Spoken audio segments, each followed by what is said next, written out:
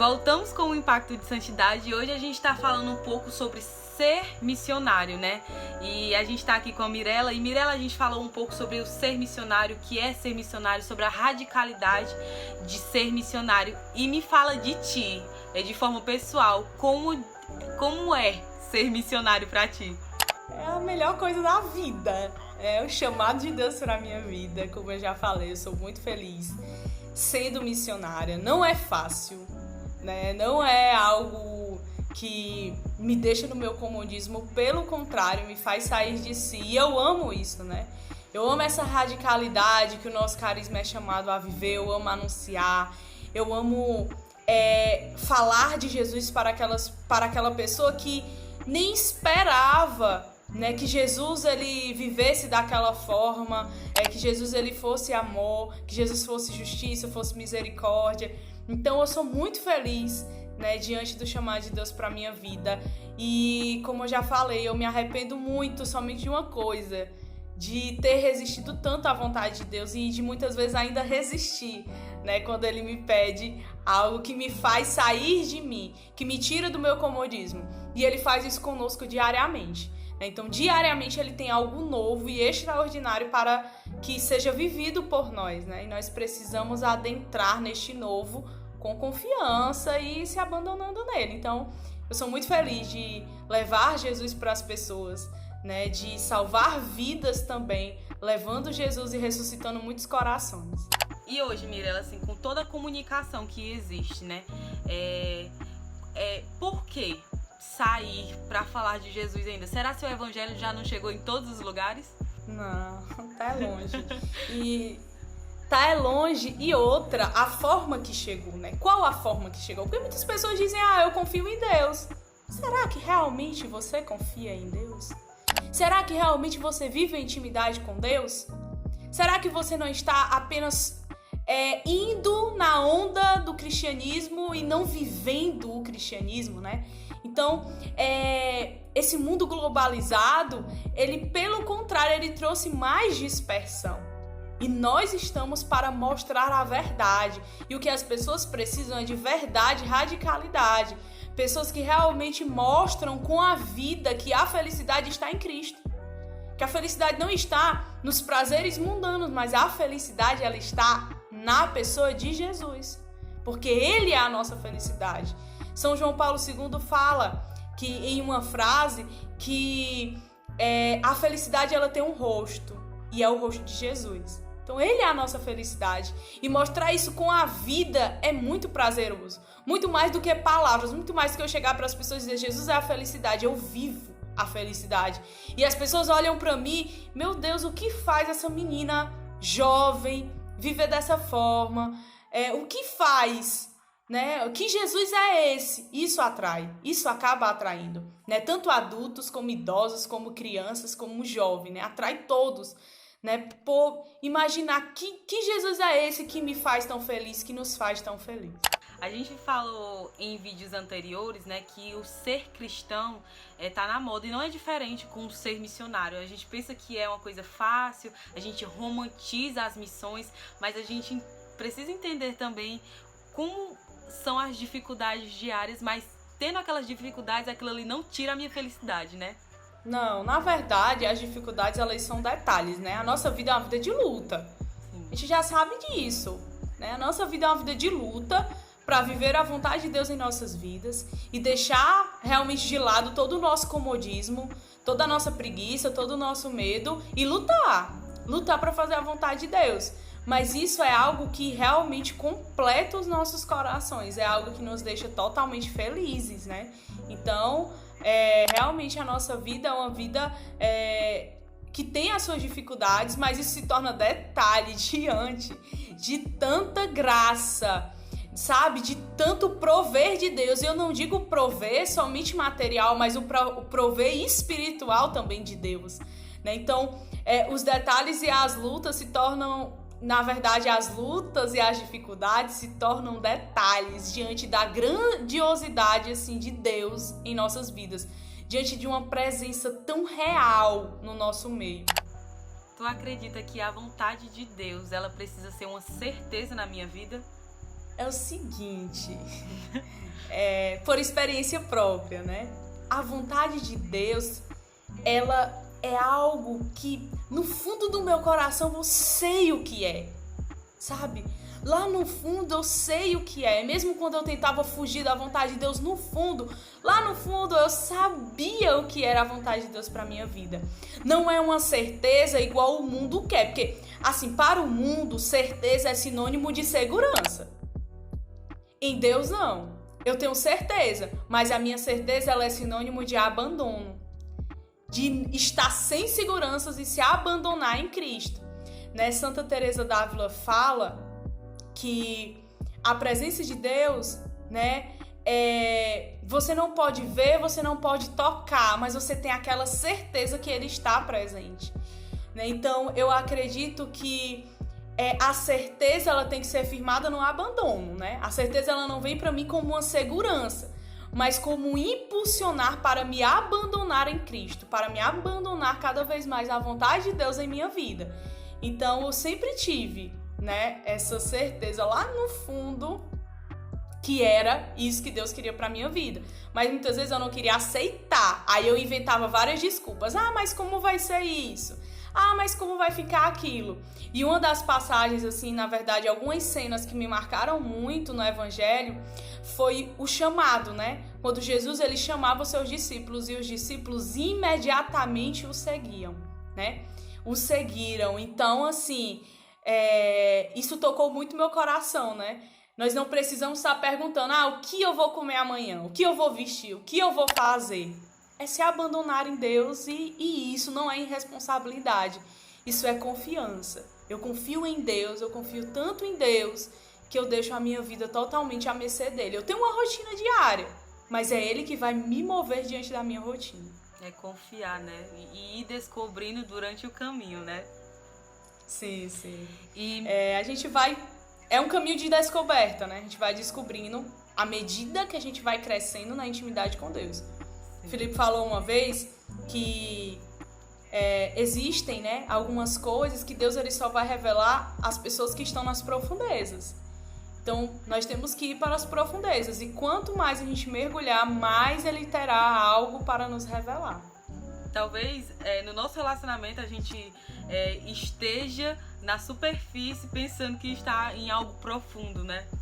Sim, total. E isso são as maiores enganações, né?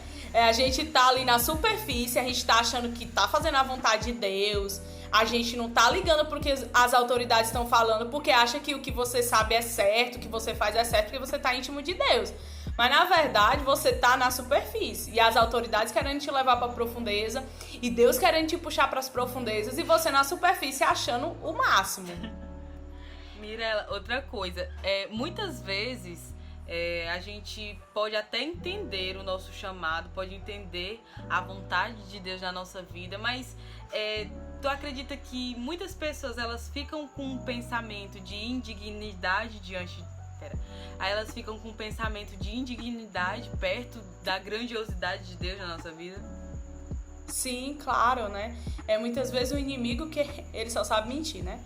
Então é mentir, é dividir, é enganar. E ele coloca isso, né, na nossa vida, na nossa mente, através de pessoas, né, que nós somos indignos, mas Cristo nos dignificou na cruz. Agora, o que acontece? Muitas vezes nós não vivemos dignamente. Eu assumo a dignidade de Deus, mas eu não vivo de acordo com um filho de Deus, de acordo como me convém. Na passagem diz, tudo me é permitido, mas nem tudo me convém. Mas muitas vezes eu só vivo, tudo me é permitido. Mas não é assim. Né? Então, eu sou digno, mas o que acontece é que muitas vezes eu não vivo dignamente. Então, Mirela, assim, o reino de Deus, ele é um reino que necessariamente precisa ser de pessoas violentas, né? Sim. Viver o reino de Deus é viver a violência. É viver uma violência, mas a violência que me leva a ser mais de Deus. Eu violento as minhas vontades, eu violento aquilo que muitas vezes eu entendia que é errado. E uma das coisas que nos pega muito é o entendimento errado para viver aquilo que é da vontade de Deus para a minha vida. Então eu vivo essa violência, a violência contra tudo que não é de Deus que ainda está dentro de mim, para vivenciar aquilo somente que é de Deus. É viver como João Batista, que ele cresça e eu diminua. Sim. E o meu testemunho, Mirella, ele gera impacto nessa decisão de vida de ser um missionário? Sim, totalmente, né? Muito mais do que palavras, eu preciso testemunhar. O testemunho realmente, ele alcança o coração das pessoas, que as pessoas olham e dizem, ela vive, então eu posso viver. Né? O que não me permite viver se ela está vivendo? Então o testemunho, ele vai realmente conduzindo e contagiando as pessoas que estão à nossa volta. Por isso que nós precisamos entender que nós temos que estar perto de pessoas que buscam a vontade de Deus. Porque quando eu estou perto de pessoas que buscam a sua verdade, eu vou sendo impulsionada a isso. Mas se eu estou perto de pessoas que vivem superficialidade, que são pessoas birrentas, que são pessoas cheias de mimimi, eu vou começar a viver, mesmo que de forma inconsciente, essas atitudes em minha vida. Sim. Lá em Isaías 55, né, no versículo 11 fala assim, né? Assim acontece com a minha palavra, que sai da minha boca. Não voltará para mim vazia, mas fará tudo aquilo que decidi, realizando a missão para a qual eu enviei. Então aqui, eu acho que em várias passagens da Bíblia, né? Fala muito sobre o envio, né? Sobre o ir, Sim. né? Sobre o id, né? Abraão, sim. Deus, ele envia, né, homens eleitos desde os primórdios, né, desde do princípio. E o que eu digo para você, né, a nossa vida, ela precisa ser uma vida de acreditar nas promessas de Deus. Né? Jeremias fala que as promessas, né, Deus, o Senhor falando para nós que as promessas que Ele tem para nós são promessas de felicidade. Nós temos que acreditar. O que acontece muitas vezes? Deus nos fala algo, a gente acha que é impossível, nós mesmos não acreditamos. Não acreditamos que nós iremos conseguir e a gente acaba desistindo de início da vontade de Deus. Mas se é promessa de Deus, vai se realizar. E não é sobre a nossa vontade, né? Mas sobre tudo é para o louvor, né? Para Ele. Não é nada para nós. Não é mérito nosso. Eu estar aqui falando com vocês é mérito total de Jesus Cristo, que me sustentou até hoje, que vai me sustentar até o fim. A minha vida, né, ofertada não é para mim, é para o outro e em favor do outro. Né? É para Jesus, é para glorificar o nome de Jesus. Né? Então, eu acredito que a gente erra muito quando a gente... eu vou ofertar aqui... porque eu ofertando isso, eu vou fazer bem a mim. Não é para pensar em nós mesmos, mas nós precisamos pensar que tudo é para glorificar o Senhor. Ele não precisa fazer mais nada em minha vida. Tudo que Ele fez até hoje, tudo o que eu recebi de Deus até hoje já é o bastante para, durante toda a minha vida, eu glorificar e eu ofertar a minha vida a Ele, honrando tudo o que Ele tem pra mim, tudo que Ele me deu, tudo que Ele fez por mim. Quando eu tava te escutando aqui, né, nesse vídeo todinho, a gente escuta muito a tua vontade de falar, a tua vontade de viver isso, né? Existe algum momento assim, eita, desanimei, mas segura aqui, Deus. Olha, eu não sou perfeita, tá? Ninguém é, né? Existem momentos, né, que vai chegando assim o desânimo, que quer chegar, né, que quer chegar a preguiça, que quer chegar, né, aquilo que me afasta de Deus. E o que me impulsiona sempre é eu entender que não é sobre mim, mas é sobre o outro. Não é só sobre a minha vida. Eu seria muito egoísta de entregar tudo só por conta de mim, mas é sobre todas as pessoas que estão esperando o meu sim, sobre todas as pessoas que esperam, né, o meu anúncio. Então, isso é um combustível para mim, né? Existe sim, às vezes que o desânimo ele quer bater, acontecem as coisas e a gente realmente sente, mas Deus ele vem sempre transformar tudo em nossas vidas, né? Eu tenho aprendido muito que a dor, ela é ressurreição. Eu não preciso... eu tô sofrendo, tá doendo. A dor, ela é para ser sentida, mas ela é ressurreição. Né? E que me leva realmente, o que me impulsiona é olhar para Deus e muitas vezes não entender essa eleição que Ele tem em minha vida. E eu sou muito grata a Deus por tudo isso, né? Então, quando vem o desânimo, eu lembro muito das pessoas que estão esperando para serem ressuscitadas através da minha vida. Não por mim, não por mérito meu, mas por mérito de Cristo através da minha vida. E nesse tempo, né, eu acho que é um tempo propício, né, para despertar essa vontade, né?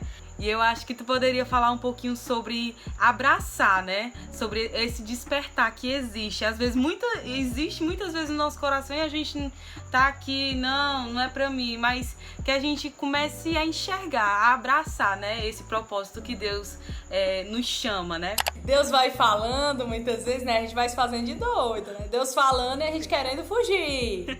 Né? Não é comigo, é com o irmão, entendeu? Não é comigo. É com outra pessoa. Mas o que nós precisamos fazer é realmente uma escolha, né? É decisão. A nossa vida é feita de escolhas. Então eu não escolho aquilo que é melhor para mim. Eu escolho aquilo que é vontade de Deus para a minha vida e pronto, acabou. É vivenciar essa radicalidade. Porque se a gente for refletir muito, pensar muito, para escolher por Deus, as coisas vão passar, a graça passa e a gente nem vivencia a graça que Deus ele tem para nós. Então é eu responder imediatamente, confiando em Deus. Então o meu abraçar, ele precisa ser muito pautado na confiança, né? No abandono. Eu me abandono e pronto, e acabou, né? E ponto final. Ele me chama e ponto.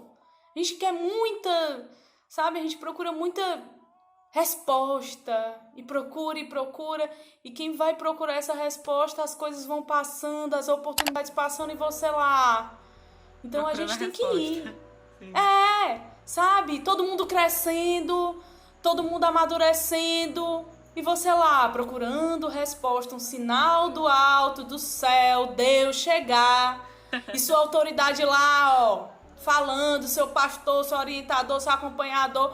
E você lá procurando um sinal, a voz, Deus vindo, né, falar pra você. E perde a oportunidade de ser feliz, perde a oportunidade de viver a vontade de Deus, perde a graça. Então você tem que abraçar e ponto, né? E ponto final. Então é isso, né? Eu espero que tenha sido de grande inquietação para muitos corações, né? Obrigada, Mirella, por ter vindo conversar um pouquinho com a gente sobre o ser missionário, né? E foi muito grandioso. Eu espero que tu tenha gostado bastante. Amém. Não, eu amei falar de Jesus, eu amei falar da minha vida, eu amei falar da vontade de Deus. E o que eu desejo muito para você que está escutando, você jovem, você também que não é jovem, né? Porque juventude não é questão de idade. Papa Francisco fala isso, é questão de coração. Então, o que eu desejo para você é que a sua vida ela seja abençoada por Deus, que você escolha por Ele em todas as decisões, que você seja radical, que você seja ousado, que você viva a vontade de Deus e que você se abandone em Deus, porque não há outra vida, não há vida melhor. Amém. Mirella, obrigada. E obrigada a você Obrigada aí de casa que ficou até agora com a gente. E ainda tem muita coisa, então fica conosco, viu? Muito obrigada e até mais. Deus abençoe.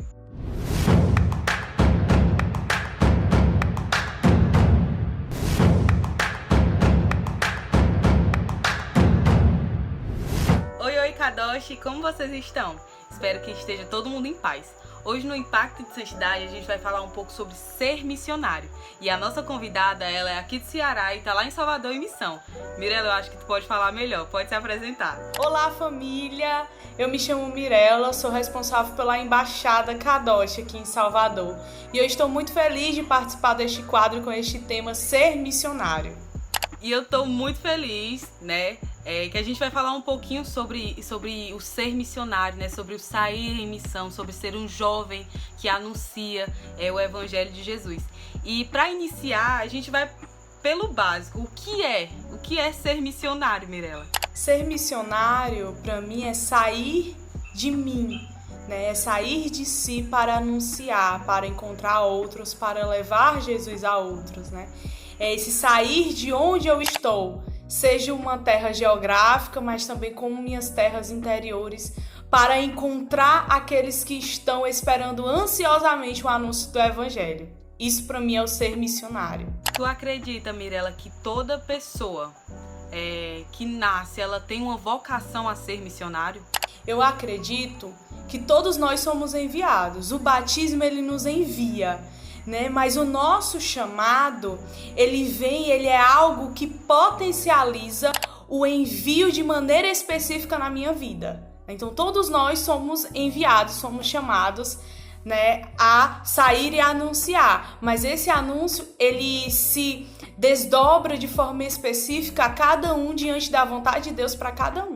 Existe uma diferença, assim, entre o chamado de Deus para a nossa vida e a vocação de ser missionário? Nós temos que entender que o nosso chamado primeiro é se relacionar com Deus, né? Nós fomos criados para se relacionar com Deus, para assumir de primeiro a nossa identidade de filhos, né? A dignidade de filhos. Então, o chamado, ele vem me dar uma intimidade com Deus, né? Ele vem me fazer se relacionar com Deus. E a partir do momento que eu me relaciono com Deus, ele vem me revelando quem eu sou e qual a minha vocação. Ou seja, qual vai ser a minha maneira de expressar o meu chamado. Qual vai ser a minha maneira de expressar aquilo que eu tenho como relacionamento com Deus. A expressão, né, é o carisma? Sim, é o meu jeito de anunciar. E eu toco muito aqui em Salvador, né? Desde que a gente chegou, as pessoas olham para nós e dizem: eu nunca escutei o evangelho desta forma. Eu nunca tinha ouvido essa passagem desta forma, eu nunca tinha ouvido escutar de Deus dessa forma. Então é o nosso jeito de ser, né? O nosso jeito de expressar Jesus. E isso é o chamado de Deus para a minha vida também. Né? O meu caminho de volta, ele passa pela minha vocação, pela minha fidelidade ao chamado de Deus e à minha vocação. Isso também vem de uma experiência pessoal, né? Que eu tenho me relacionando com Deus, né? Sim, sim. Na verdade, a base de tudo é o meu relacionamento com Deus, né? O meu relacionamento com Deus que vai me dizer, que vai me direcionar. É o meu relacionamento com Deus que vai me dar uma intimidade, né? Que vai tornar o meu coração sensível ao mover dele na minha vida. Senão não tem como eu perceber, né? O mover de Deus para mim se eu não tiver uma intimidade com ele. De fato, né? Pode ser que na minha frente esteja o maior tesouro, mas eu não vou perceber porque o meu coração ele não está sensível a isso. A gente fala assim, nos direcionando muito para a juventude, né? E por que ser um jovem missionário? Por que querer essa responsabilidade? Porque é uma responsabilidade. Sim. O mundo, ele coloca o jovem muito como irresponsável, né? Sim. O jovem como irresponsável. Mas, na verdade, nós temos que mostrar que nós, na nossa juventude, nós podemos sim ser responsáveis. Nós podemos sim abraçar algo que não é passageiro, mas que é eterno. E eu digo pra você, jovem, eu com 24 anos, eu nunca imaginei ser tão feliz diante do meu chamado, diante da minha vida. Deus, ele me faz muito feliz porque eu vivo a vontade dele para a minha vida. Então, o ser missionário na minha juventude, eu tive minha primeira experiência com Deus aos 14 anos, né? E desde lá eu tenho vivido uma vida entregue a Deus. Nesse tempo todo eu só me arrependo do tanto tempo que eu perdi resistindo à vontade de Deus na minha vida. Como jovem, Mirela, talvez a gente esteja com reservas, né? Deixando de viver a vontade de Deus na nossa vida, por garantias, né? Por não saber o amanhã. Eu vou ser missionário aqui esse período, mas eu preciso disso aqui amanhã, né? E é muito diferente disso, né? Sim, sim. A vida missionária, né? Que Jesus ele me chama a viver de forma específica, a que eu posso falar com propriedade, é uma vida totalmente abandonada. O homem, ele é colocado para buscar seguranças, só que nós somos chamados a viver somente com Deus sendo a nossa segurança, somente Ele sendo a nossa segurança. Nós estamos a todo tempo querendo seguranças, e isso é verdade.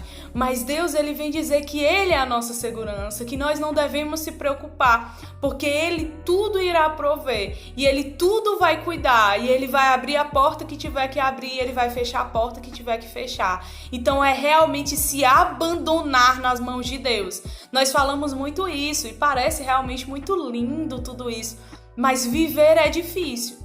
É difícil sair das seguranças, é difícil sair do seu comodismo para se abandonar e não saber como vai ser daqui a 10 minutos, porque Deus, ele vai mover. Tu enxerga a juventude como uma juventude conformada com esse mundo? Sim, totalmente. Muitas vezes até dentro da igreja. Nós, como Carisma, nós somos chamados a ser muito radicais. Sim. Nós somos chamados realmente a uma radicalidade incomum, uma radicalidade nunca vista. E muitas vezes eu vejo o jovem conformado com muitas coisas que acontecem no mundo e acha normal, tudo bem, tudo tranquilo, fazer, viver, todo mundo faz, então eu vou fazer. Só que Deus, ele nos chama a ser diferente. Aí está a graça, há diferença. Então a juventude não só é aqueles jovens que não conhecem a Deus, mas o que está dentro da igreja muitas vezes, ele vive um relativismo de vida. Ele acha que tudo pode e vai também de acordo com o que todo mundo está pensando. Mas nós somos chamados a vivenciar algo diferente. Nós somos chamados a realmente ser a diferença. Nós somos chamados a ser a luz, nós somos chamados a ser a esperança onde há desespero. Nós somos chamados a levar Jesus e a verdade de Jesus. Não o Jesus que as pessoas querem escutar, mas o Jesus que realmente é o grande eu sou. Né? Porque muitas vezes nós também anunciamos o evangelho e nós temos que tomar cuidado com isso. Nós anunciamos um evangelho que as pessoas querem escutar, mas não anunciamos o evangelho que é a verdade, né? Esse evangelho que nos consola, que nos ama, mas que nos transforma também, que não se conforma e nos vê da mesma forma. A gente está muito estagnado nas nossas verdades, né? Mas a partir do momento que nos é confrontado, que o evangelho nos confronta, talvez isso bata de frente com as nossas verdades e aí a gente volte passos atrás, né? Totalmente, na verdade. Todas as vezes o evangelho ele confronta as nossas vidas, ele vem nos trazer algo novo. E a verdade de Deus para as nossas vidas, que muitas vezes não é a nossa verdade. Os planos de Deus para a nossa vida, os sonhos de Deus para a nossa vida, que muitas vezes não são os nossos sonhos, não são as nossas vontades. E aí há a luta, e aí há a resistência. É onde existe mais resistência, porque nós queremos fazer a nossa vontade, e muitas vezes nós colocamos a nossa vontade como vontade de Deus em nossas vidas, mas na verdade é somente a nossa vontade. E é aí que nós temos que tomar cuidado. E é aí que entram as autoridades da nossa vida. É aí que entra o seu pastor, é aí que entra o seu orientador, onde ele vai dizer, como voz de Deus, espera aí, não é por esse caminho. Não é a sua verdade, não é a sua vontade, mas a verdade é a vontade de Deus. E só assim nós seremos plenamente felizes. Então, toda vez que o evangelho ele vem sobre nossas vidas, ele vem confrontar. Quando tu falou sobre autoridade, né? Sobre entender a autoridade de outra pessoa sobre a minha vida, entendendo o lugar que Deus coloca ela na minha vida, tu acredita que a gente tenha um olhar muito humano para isso e não entenda o lugar dessa pessoa na minha vida? Total. A gente esquece que as pessoas, elas são humanas. A gente esquece que as pessoas, elas erram, né? Eu tenho que entender que mesmo aquela pessoa errante, mesmo que até mesmo eu não goste do meu pastor, do meu orientador, isso não tem a ver com o mover de Deus através da vida dele para a minha vida. Eu posso não gostar, eu posso achar que a pessoa age errado, mas a partir do momento que eu estou ali no meu acompanhamento, ele é voz de Deus. A partir do momento que aquela pessoa está me direcionando, ela é voz de Deus. E lá em Romanos 13 fala, nenhuma autoridade é dada se não vem de Deus, é de Deus. Então não importa o que aquela pessoa erre, naquele momento, ela é voz de Deus para a minha vida e eu tenho que respeitar isso. Eu preciso obedecer. O missionário, né, o ser missionário, o vivenciar a vontade de Deus passa pela obediência. Jesus, ele foi obediente, por isso que nós estamos aqui hoje. Por isso que nós temos a salvação, porque ele obedeceu até o fim, até a morte de cruz, assim diz a Bíblia. Então, nós somos chamados a obedecer. A ressurreição, ela vem. A vida nova, ela vem. Mas depois da cruz, depois da dor, depois da obediência, principalmente nos momentos mais difíceis ou nos momentos que eu acho que não é pra fazer, que eu não concordo. É ali mesmo que eu preciso ser fiel e obediente. É ali naquele momento, né, quando eu não concordo com algo que me é passado, que eu vou exercer o meu relacionamento com Deus, o fruto do relacionamento que eu tenho com Deus. Porque mesmo eu não concordando, eu sou uma pessoa que tem intimidade com Deus, então eu vou viver aquilo porque eu sei que é voz de Deus para minha vida. Então é naquele momento que eu vou exercer a minha fidelidade a Deus, a fidelidade à vontade de Deus na minha vida. É quando eu não quero obedecer, mas eu obedeço, porque eu entendo que eu preciso ser fiel a Deus também, como Ele foi fiel até o fim a mim. No momento que eu silencio, também é uma forma de me posicionar, né? Agora nós temos que tomar cuidado só com um ponto. Até que ponto o meu silêncio, ele é benéfico, ele é saudável, e até que ponto o meu silêncio, ele é uma omissão. Nós precisamos silenciar, sim, em muitos momentos. Nós precisamos saber o momento certo de silenciar e o momento certo de falar. Aí está a sabedoria de Deus. E isso é fruto do meu relacionamento com Deus. Saber o momento certo de silenciar e o momento certo de falar. Mas se a minha autoridade, ela tá pedindo algo para mim, eu preciso silenciar e realizar aquilo que é a vontade de Deus para minha vida. Então eu preciso ter a sabedoria de saber o momento certo de silenciar e o momento certo de falar. E isso é muito difícil. Sim. Mas não é impossível. Não é impossível, né? O Espírito Santo, ele vem nos dar esta graça. Então, gente, espero que vocês estejam gostando do nosso tema de hoje. A gente vai pro intervalo rapidinho e a gente volta já, tá certo?